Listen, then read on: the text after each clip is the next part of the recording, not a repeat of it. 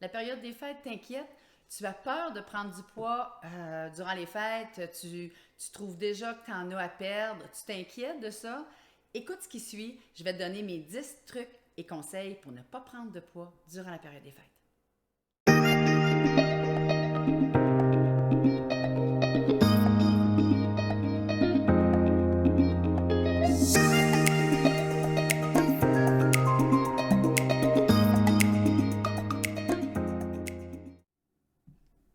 Bonjour, je m'appelle Hélène Bélanger, je suis propriétaire d'un centre beauté santé et coach en perte de poids depuis une dizaine d'années. J'ai aidé des centaines de personnes à perdre du poids. Je suis une passionnée de mon travail et dans cette chaîne, je vais te donner trucs, astuces, motivations pour rester belle, en santé et pour juste être à ton goût. OK? Donc, j'ai des clientes en ce moment qui sont sous le protocole. J'ai des clientes qui sont en perte de poids. J'ai d'autres clientes qui veulent l'être. C'est pas évident. Est-ce que c'est le bon moment en ce moment pour commencer une perte de poids? Certains me disent que non, d'autres me disent ben oui, puisqu'avec la pandémie, on a beaucoup moins de parties. Donc, pourquoi est-ce qu'on commencerait pas justement tout de suite notre perte de poids, puis pour se sentir mieux? Donc, de toute façon, je te donne 10 trucs ou 10 conseils à faire durant la période des fêtes pour t'éviter de prendre du poids et naturellement être obligé de le perdre en janvier ou en février. Donc, premier conseil, manger à des heures régulières. OK, c'est super important. Très souvent, on se couche plus tard, on se lève plus tard et on se dit de toute façon, déjeuner, pas vraiment nécessaire, je dînerai. Ne fais pas ça. Mange peut-être un déjeuner moins copieux que d'habitude, mais garde ton déjeuner et garde quelque chose qui va quand même te remplir la bédaine pour te rendre jusqu'au dîner. Deuxième conseil, la période des fêtes, stress, rime avec stress, besoin de plaire, donner les bons cadeaux, on veut faire plaisir. Et là, on se rend compte que j'ai des clientes qui me disent je me sens gonflée avant la période des fêtes, il me semble que, bon, oui, c'est possible. On sait que quand on est stressé, il y a une augmentation au niveau de certaines hormones, de la sécrétion de certaines hormones, dont le cortisol, et c'est possible que tu te sentes plus gonflé. Donc, durant la période des fêtes, c'est pas facile, mais il faut rester zen. Il faut faire de la méditation s'il faut, mais essaie de ne pas trop t'en demander. OK? Dans la période des fêtes, il y en a qui se donnent beaucoup d'excuses. C'est les fêtes, c'est pas grave. D'autres ne se respectent pas. Tu veux perdre du poids, tu n'es pas bien dans ton corps, tu te dis « Ah, il faut que je maigrisse, j'ai pas le goût d'en accumuler plus. » Respecte-toi, ne te laisse pas influencer par toute la famille qui te dit « T'es belle de même, reste de même, puis prends une deuxième portion ou un dessert. » Dis non, si tu n'en veux pas, tu n'en veux pas, ça finit là et tu n'as pas à te justifier du pourquoi tu ne veux pas manger une deuxième assiette. OK? Un des trucs que je donne à ma clientèle, puis sérieusement, c'est probablement le truc qui fait que ils ne prennent pas trop de poids durant la période des fêtes, c'est se donner des permissions. OK?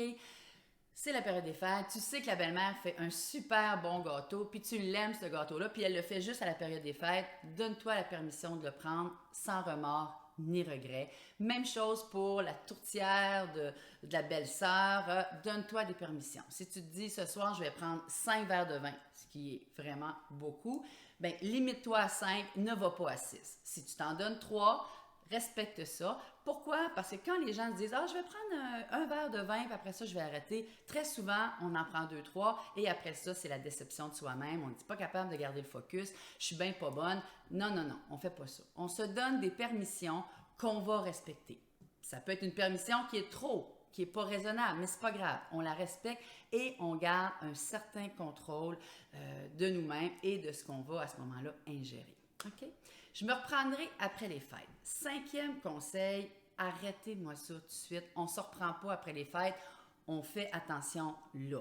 Les journées qu'il n'y a pas de party, on fait quand même attention et on reste raisonnable. Se reprendre après les fêtes, c'est pas facile.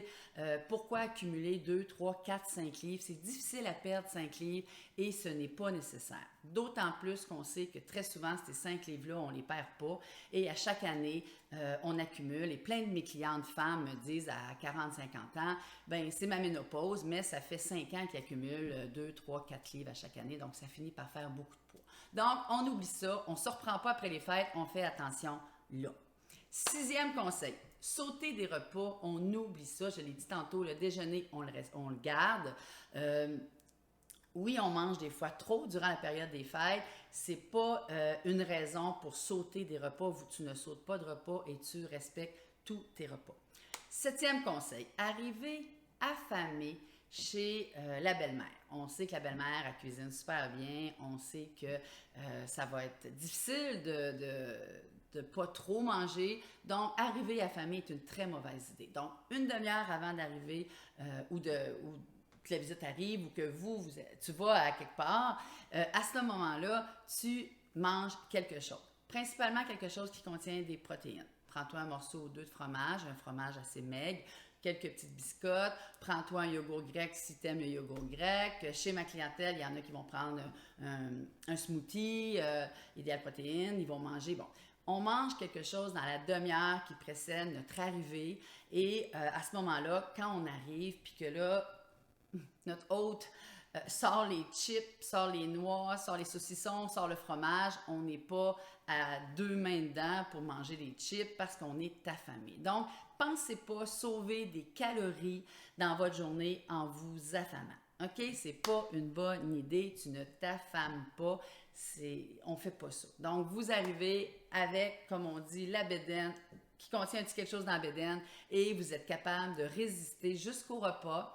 À ce moment-là, tu es capable de résister jusqu'au repas et ne pas tomber là, dans les chips, les bretzels et tout ça. OK? 8e conseil, je mange moins au déjeuner, je l'ai dit, on ne fait pas ça. Je mange moins de protéines parce que les protéines, c'est plus lourd. On se dit, si je mange trop de protéines, je vais être pleine, la bédaine pleine. Donc, je vais plutôt manger, m'en faire des pâtes, m'en faire un riz aux crevettes. Non. Oubliez ça, là. On mange une protéine peut-être plus facile à digérer. Peut-être vous allez augmenter tes portions de poisson, augmente tes crevettes, augmente ce qui va te rassasier, mais ne coupe pas dans tes protéines. Donc, protéines le matin, protéines le midi et protéines au souper. C'est ce qui va t'éviter de t'empiffrer de choses plus caloriques. OK? 9e conseil. Les coutumes, les traditions. Chez nous, les entrées, c'est du parmesan, fromage parmesan, c'est des ailes de poulet, c'est toutes sortes de petites choses, là, soit panées, soit frites, très riches. C'est pas nécessaire. OK? On peut changer ça, les entrées. Là. On peut, pour 2020, comme il n'y a rien qui se passe comme les autres années et que tu n'auras pas beaucoup de souper, pourquoi ne pas tenter des nouvelles entrées, un nouveau dessert, un nouveau plat? Pourquoi ça doit être aussi copieux et aussi lourd? Donc, regarde là, tout ce qui est recettes, là, les livres de recettes, les revues, il y a plein de revues de recettes avec des petites entrées cute, avec du concombre, un peu de saumon, tomates bocconcini, des petites choses là, plus légères, moins engraissantes. Donc, les traditions, les coutumes, en 2020, je pense que c'est le temps là, de changer ça et d'y aller avec des entrées et un repas moins copieux, moins gras, moins riche. 10 derniers conseils, je le mérite. J'ai eu une année de merde, je m'excuse, mais c'est ça, j'ai eu une année de merde. Et là, à Noël, je vais me payer à traite, je vais manger ce qui me tente, comme je veux, quand je veux, à l'heure que je veux. Il faut penser, puis je l'ai dit souvent, là, je l'ai dit dans mes 2 dernières vidéos, 3500 calories, c'est ce que ça représente une livre de gras. Donc, il faut comprendre que je veux perdre mon 3 livres que j'ai pris durant le temps des fêtes. Il faut penser que c'est 3500 calories. 3500 calories divisé par 7, parce que 7 jours dans une semaine, c'est 500 calories que je dois enlever de mon alimentation. Donc, si je veux perdre du poids après les fêtes, parce que je me dis que je le mérite en ce moment, puis que je mérite de manger ce que je veux, puis qu'après les fêtes, je le mérite, je verrai, bien, après les fêtes, je vais mériter d'être obligée de me mettre au régime, et ça, c'est pas le fun. Donc, je vous le dis, oubliez, je le mérite, là. Oubliez, c'est les fêtes, puis j'ai le droit de manger ce que je veux, puis de manger à 10h30, 11h le soir pour aller me coucher à minuit. On oublie ça, donc oui, vous méritez de belles fêtes, des belles fêtes en santé.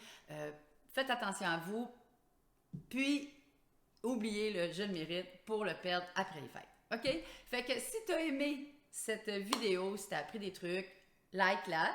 mets des commentaires. Est-ce que toi, tu fais ça pendant le temps des fêtes? Est-ce que tu fais attention quand même si c'est les fêtes, à ce que tu manges? Si tu apprécies mes conseils, ben abonne-toi à ma chaîne.